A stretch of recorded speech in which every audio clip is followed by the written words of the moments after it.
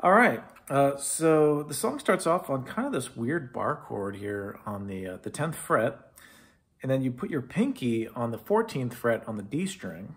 So it requires kind of a weird stretch, so it sounds like this. It's got that nice, suspenseful, mysterious kind of sound to it.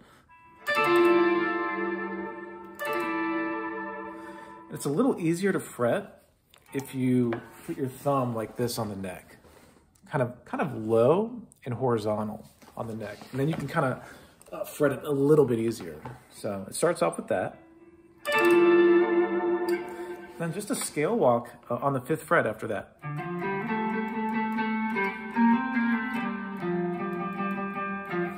So again, and then shift up 3 frets.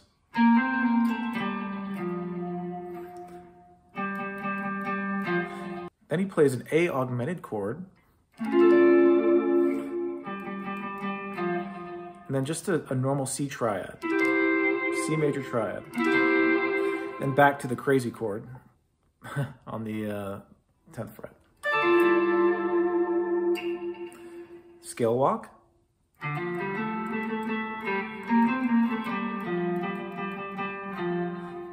A augmented.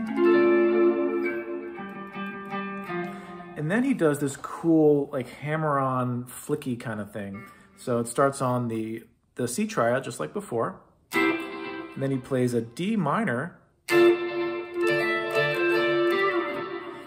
And just really, a really playful kind of hammer-on off the D minor chord. So, just like that. Back to the scale walk.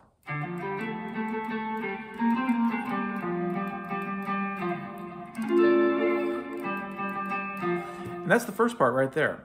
In the second part, he goes into, it's kind of like the come down or the relief. It's this, what is it? A B flat major 7 here. And a scale walk. And then he plays a G diminished 7 into the A major triad, which is actually the same transition he does on A Love International, you might notice. So G diminished to the A major triad, and repeat.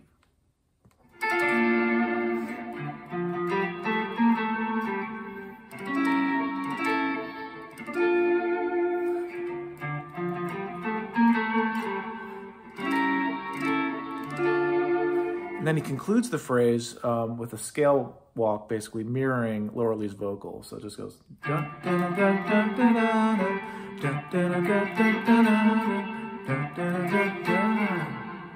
that. And then he goes into part 3, which starts off with an A minor, and then a C interval slide. So again, the A minor, just the bottom 4 notes is fine.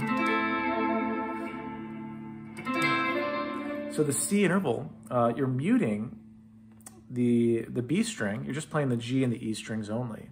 So it's just that. Then just slide up, and then you shift vertically up 1 set of strings. Same shape.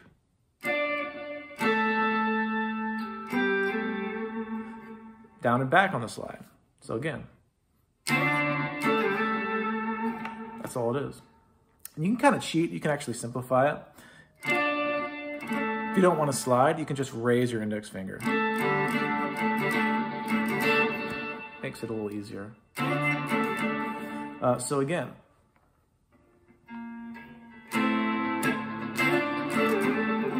And then he goes into the A major triad, to the G diminished,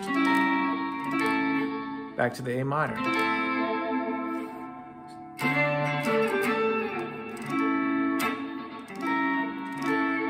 And then he concludes it back on the B flat major 7.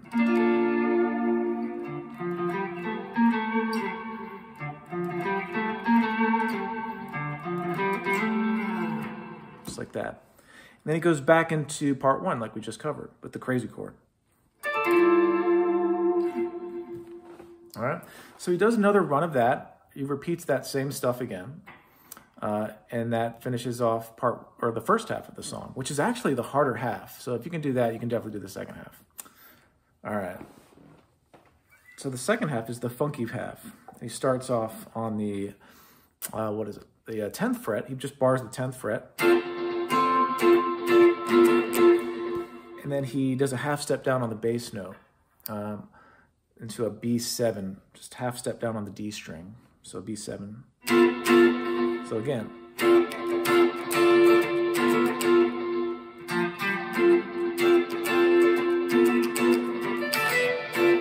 And you can just throw on little variations or fills like.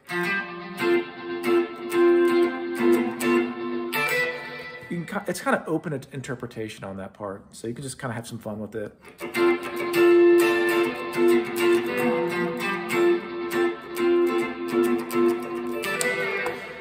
And then part two, he plays this just a pretty basic playful pentatonic riff. So it goes.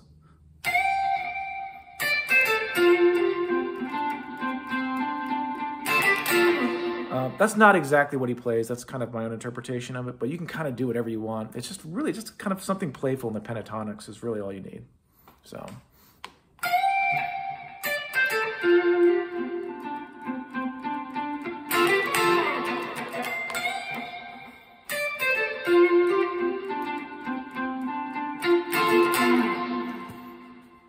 So he does, I think, 2 runs of that. And then he does another pentatonic riff, which is even simpler on the bassier notes. So it's on the 12th fret.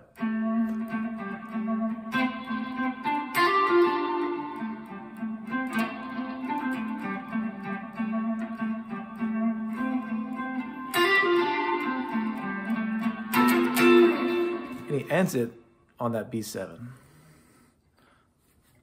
And then the last part, so he does 2 runs of that. And then the last part is just a real simple, funky, swingy outro. I love all the false endings. It's like the 3rd false ending on the song. So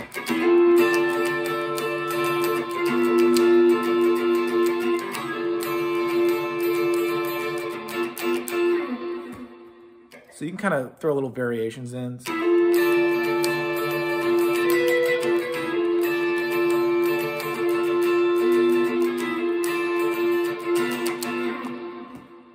And that's it. That's Todavía Viva. If you like that tutorial and you want to see some more Khruangbin tutorials from me, just hit me up in the comments. This is my first tutorial video, so just let me know and I'll help you out. Thanks.